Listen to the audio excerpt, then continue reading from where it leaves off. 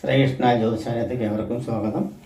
August മാസത്തെ ഫലമാണ് പറയുന്നത്. ഓഗസ്റ്റ് മാസത്തിൽ മിഥുനൻ രാശിക്കാർക്കുള്ള ഫലമാണ് പറയുന്നത്. മിഥുനൻ രാശി എന്ന് വെച്ച് പറഞ്ഞാൽ മഹീരത്തിൻ്റെ അവസാനത്തെ പകുതി ഭാവവും തിരുവാതിരയും പുണത്തിൻ്റെ ആദ്യത്തെ മുക്കാൽ ഭാവവും കൂടി ചേരുന്ന മിഥുനൻ രാശിക്കാർക്ക് 2-ൽ സൂര്യൻ, 3-ൽ ശുക്രൻ, ബുധൻ, 4-ൽ കേതു, 9-ൽ ശനി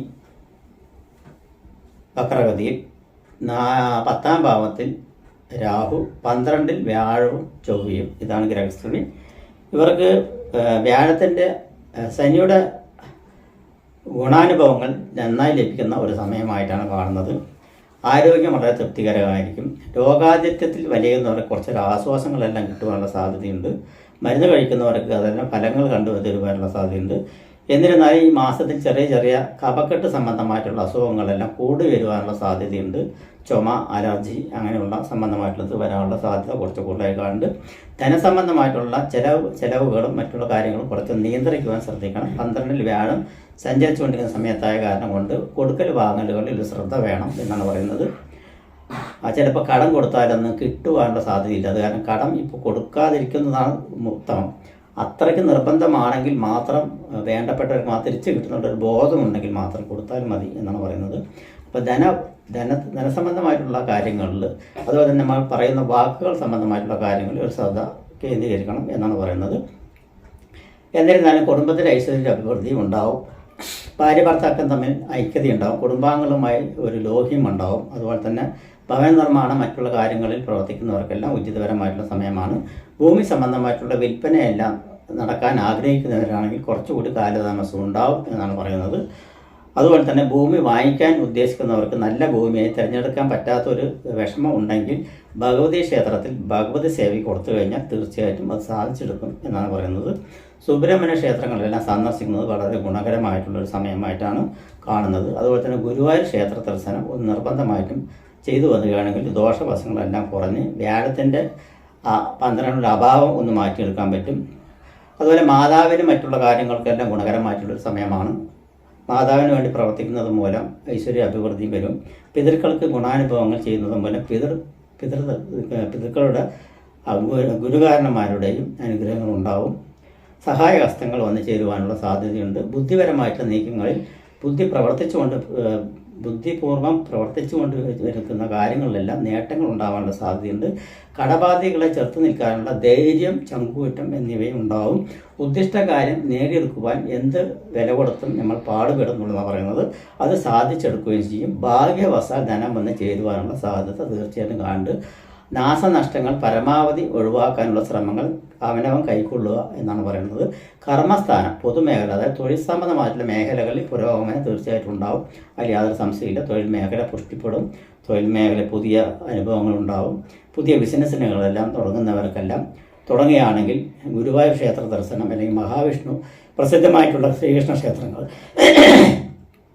സന്ദർശിച്ച് വരികയാണെങ്കിൽ, അതിനുശേഷം പുതിയ സംരംഭങ്ങൾ തുടങ്ങുകയാണെങ്കിൽ തീർച്ചയായിട്ടും ഒരു ഗുണകരമായിട്ടുണ്ടാകും. തൊഴിലിനനുസരിച്ചുള്ള വരുമാന മാർഗങ്ങൾ തീർച്ചയായിട്ടും ഉണ്ടാവും എന്ന് തന്നെ പറയാം. വിവാഹാദി മംഗളകർമ്മങ്ങളെല്ലാം നടക്കുവാനുള്ള സാധ്യതകൾ ഉണ്ട് എന്നും കാണുന്നുണ്ട്. മിഥുനൻ രാശിക്കാർക്ക് പൊതുവെ ഭാഗ്യസ്ഥാനത്ത് നിൽക്കുന്ന ശനി വക്രഗതിയോട് കൂടിയിട്ട് നല്ല ശക്തി ആർജിച്ച് നിൽക്കുന്ന ക്ഷേത്രമേ ശക്തിയുള്ളതാണ്. എങ്കിലും വക്രഗതിയിൽ കുറച്ചുകൂടി ശക്തി ആർജിച്ചിട്ട് ആ ഭാഗ്യ സംബന്ധമായിട്ടുള്ള അംഗീകാരങ്ങളെല്ലാം കിട്ടുവാനുള്ള സാധ്യതകളുണ്ട്. അവാർഡുകളെല്ലാം കിട്ടുവാനുള്ള യോഗങ്ങൾ കാണുന്നുണ്ട്. അതുപോലെ സിനിമാ മേഖലയിൽ പ്രവർത്തിക്കുന്നവർക്കെല്ലാം അവർക്ക് ഉദ്ദിഷ്ട ലെവലിൽ അവരുടെ കാര്യങ്ങൾ നീക്കുപോക്കുകൾ ചെയ്യുവാനും, രാഷ്ട്രീയത്തിൽ പ്രവർത്തിക്കുന്നവർക്കും അവർ ഉദ്ദേശിക്കുന്ന ലെവലിൽ നേടി വരുവാനും, അതുപോലെ ഗവൺമെൻറ് സംബന്ധമായിട്ടുള്ള മേഖലയിൽ പ്രവർത്തിക്കുന്നവർക്കെല്ലാം വളരെ ഗുണാധിക്യം വന്നു ചേരുവാനും, സ്ഥാനമാന പദവികളും അവരവർ ഉദ്ദേശിക്കുന്ന സ്ഥാനമാനം ലഭിക്കുവാനുള്ള സാധ്യതയും എല്ലാം ഉണ്ട്. വിദേശ സംബന്ധമായ ജോലിക്ക് ശ്രമിക്കുന്നവർക്ക് തീർച്ചയായിട്ടും നടക്കും എന്നാണ് പറയുന്നത്. അതിൽ യാതൊരു സംശയമില്ല. വിദേശത്ത് നിന്ന് വിദേശത്തേക്ക് ശ്രമിക്കുന്നവർക്ക് ജോലി സാധ്യത കിട്ടുമെന്ന് ചോദിച്ചു പറഞ്ഞാൽ തീർച്ചയായിട്ടും ജോലി സാധ്യത കിട്ടാനുള്ള സാധ്യതയുണ്ട്.